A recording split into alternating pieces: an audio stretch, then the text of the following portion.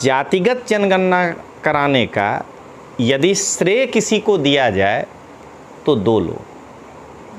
पहला श्रेय नरेंद्र मोदी साहब को स्वयं मिलना चाहिए क्योंकि उनकी कैबिनेट ने इस बात को स्वीकार किया, और दूसरा श्रेय कांग्रेस के राष्ट्रीय नेता राहुल गांधी को दिया जाना चाहिए क्योंकि राहुल गांधी ने सभी मंचों पर, यहाँ तक कि संसद में कहा कि आप मेरी जितनी बेइज्जती करना चाहो कर लो,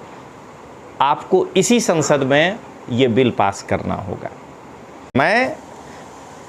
लालू राबड़ी पुत्र तेजस्वी यादव को कहना चाहता हूं कि आप पूरा स्लोगन बोलिए कि पिछड़ा मांगे 100 में 60, तेजस्वी मांगे परिवारवाद। लालू राबड़ी पुत्र तेजस्वी जी, जातिगत जनगणना पर आप ज़्यादा खुश मत होइए क्योंकि बिहार की जनता ये भली भांति जान रही है कि आप पिछड़ा में 100 में 60 की भागीदारी मांग करके अपने परिवार के 20 के 20 सदस्य को लोकसभा, राज्यसभा, विधानसभा, विधान परिषद में भेजना चाह रहे हैं, जिसको बिहार की जनता कभी बर्दाश्त नहीं करेगी। नमस्कार दोस्तों, लोकतांत्रिक आवाज़ में आपका स्वागत है। मैं रजनीश सिंह तोमर, राष्ट्रीय संयोजक, लोकतांत्रिक आवाज़ में भारत की जनता को हाथ जोड़कर नमस्कार करता हूँ। दोस्तों, जब से नरेंद्र मोदी साहब की कैबिनेट ने जातिगत जनगणना कराने का निर्णय लिया है, तब से सभी दलों के द्वारा, मैं ये नहीं कहूँगा कि विपक्षी दलों के द्वारा, आप देखिए चिराग पासवान जी भी आकर के श्रेय ले रहे हैं तो सत्ता पक्ष के लिए भी है, और विपक्ष के सभी दलों के द्वारा इस बात का श्रेय लेने के लिए होड़ मच गया है कि किसके कारण ये जातिगत जनगणना हो रहा है। मैंने इसके पहले एक वीडियो बनाया है और मैं आज भी खुल कर के कह रहा हूँ कि जातिगत जनगणना कराने का यदि श्रेय किसी को दिया जाए तो दो लोग। पहला श्रेय नरेंद्र मोदी साहब को स्वयं मिलना चाहिए क्योंकि उनकी कैबिनेट ने इस बात को स्वीकार किया, और दूसरा श्रेय कांग्रेस के राष्ट्रीय नेता राहुल गांधी को दिया जाना चाहिए क्योंकि राहुल गांधी ने सभी मंचों पर, यहाँ तक कि संसद में कहा कि आप मेरी जितनी बेइज्जती करना चाहो कर लो, आपको इसी संसद में ये बिल पास करना होगा। अब उसी क्रम में आज तेजस्वी यादव का एक स्लोगन आया है कि पिछड़ा मांगे 100 में 60। तो मैं तेजस्वी यादव को एक स्लोगन के द्वारा याद दिलाना चाहता हूं। तेजस्वी यादव ने अधूरा बताया,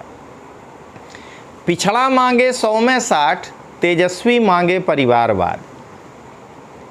ये तेजस्वी यादव जो हैं, ये पिछड़ों की राजनीति करके अपने परिवार को प्रोटेक्ट करना चाहते हैं।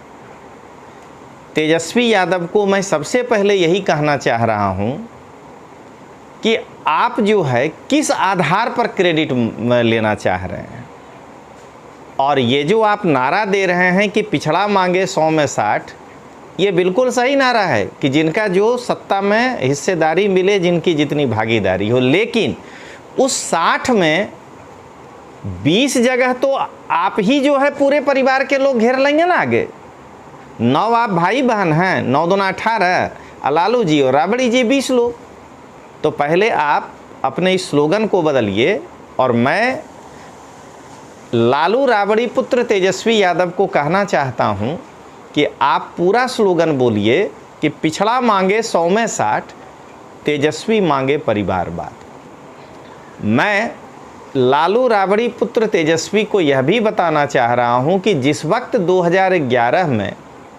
ये जनगणना आया था, आपके पिताजी श्रीमान लालू प्रसाद यादव जी उस समय किसी भी सरकार को बनाने और गिराने की स्थिति में थे,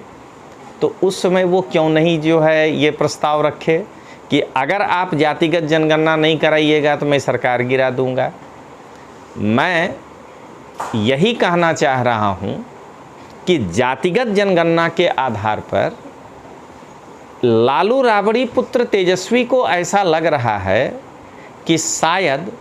अब पिछड़ों की राजनीति तो मैं करूंगा, लेकिन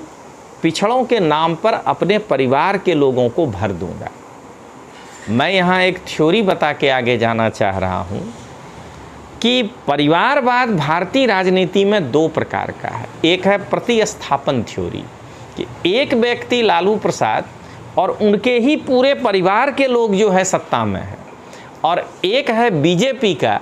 जिसको कहते हैं क्षेत्रीय विस्थापन सिद्धांत कि अलग अलग लोगों के परिवार जो हैं उसमें शामिल हैं,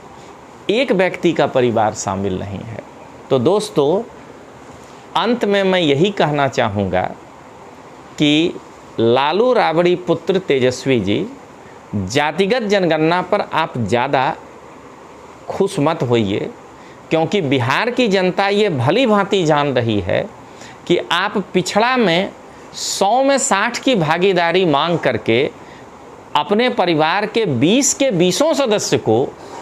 लोकसभा, राज्यसभा, विधानसभा, विधान परिषद में भेजना चाह रहे हैं, जिसको बिहार की जनता कभी बर्दाश्त नहीं करेगी। तो चलिए दोस्तों, मिलते हैं, तब तक के लिए जय हिंद, जय बिहार।